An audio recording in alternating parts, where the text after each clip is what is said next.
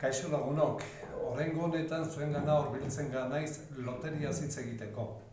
Loteria?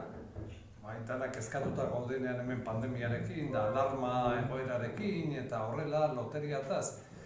Bai, bizitza jarraitzen du eta laster badakizu hemendik hilabete pare batea, gabonak izango direla, gabonetan loteria egoten da eta urtero ikastolan loteria ateratzen da salgai eta proiektu batentzat diru ateratzeko.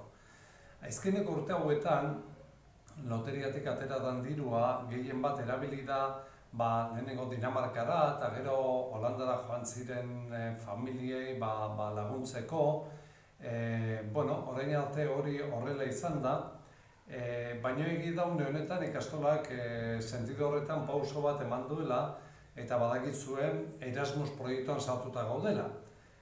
Orain dela joan den urtean martxan jarri genuen proiektu bat DBH3-kok 2 urterako martxan hasi ziena, pandemiak hori kongelatuta utzi du proiektua, ez dago atzera botata kongelatuta, gauza batzuk egiten ari dira, baino bidaiak agian oraindik pendiente daude segun pandemia nola doa. Orain gainera beste 2 proiektu Erasmus gehiago onartu digute, bat musikarekin lotuta eta bestea literaturarekin lotuta. Proiektu hauek ere martxan jartzen ari dira eta maila ezberdinetako ikasle parte hartuko dute. Ez dakit bidaiak egitea posible izango da ala ez, hori pandemiak esango digu, baina proiektu horiek martxan daude. Beraz, loteriak aurten ez daukagu beharri loteriaren laguntza proiektu hori gauzatzeko. Orduan zertarako erabili behar da loteritik ateratzen daun dirua. Hori familia asko kezkatuta aspalditik geneukan proiektu bat dela LH lehen hezkuntzako lehenengo zikloan aire egokitua jartzeko.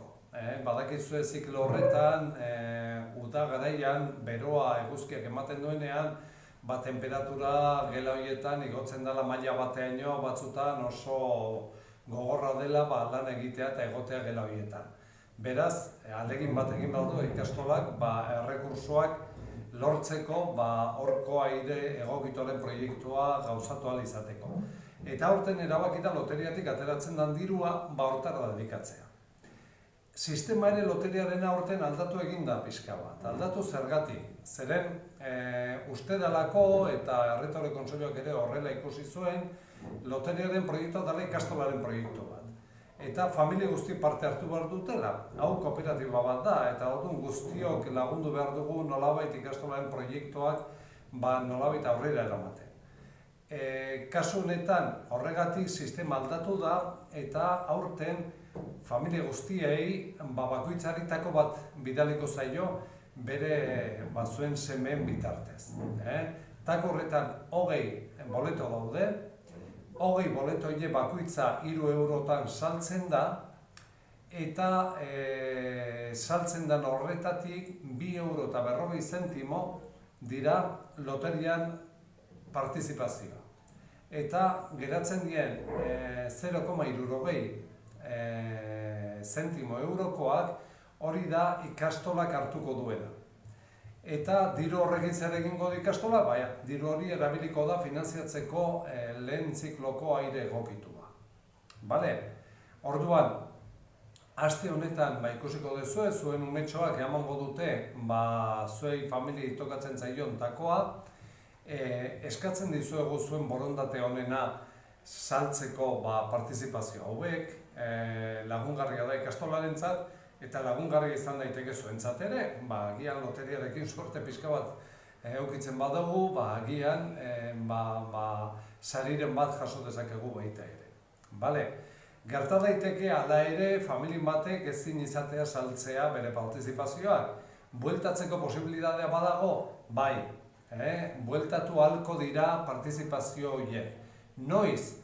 Jarri ditugu 3 egun abenduaren 9, 10 eta 11 bueltatzeko saldu ez diren partizipazio horiek. Baita ere kontuan izan partizipazio boletoa saltzerakoan hor geratzen dela takotxoa resguardorekin. horiek ere ez bota, horiek gorde egin behar dira, eta abenduaren 9, 10 eta 11 ikastolara bueltatuko dira baita ere. Bai? Hori da, adierazien den dizuna, loterien kontua, zuen laguntza eskatu, proiektua poliki atera dadin, eta sorte hon loteriarekin. Baina ja, hementxe gaudenez, aprobetxatzen du bidaia kontatzeko ezkeneko nobedadeak pandemiarekin eta COVID-arekin nola gauden ikastolan. Ikastolan, kasi astero, daukagu kasoak bat edo bestean nun ikasleak konfinatu behar diren. Baina beti dira kaso islatuak, banakakoak. Ume bat, gela batean sukarrakin dagoela, edo ez da bilela ondo, orduan etxea juten da, normalen PCR-a egiten diote, eta gehienetan negatiboa ematen du. Kasoren bat, eduki dugu kaso pare bat, nun positiboa gondan, bai ikasle batena, baita ere irakasle batena. Kaso horietan, gehienetan, hauek ja 100 asko zeramaten etxean, ikastolara etorri gabe. Gehienetan, bigarren PCR-a izan da positiboa eman duena, eta horregatik Osakidetzako gure erreferenteak erabaki dute konfinamenturik ez zela beharrezkoa. Baina egia da, kasi astero dauzkagula banakako kasuak. Orain arte, kasu hauek kudeatzea kakotxa artean erreza da, eta horrela jarrituko dugu, eta espero dugu okerrera ez egitea. Hala izan da dira. Egun hona eukin.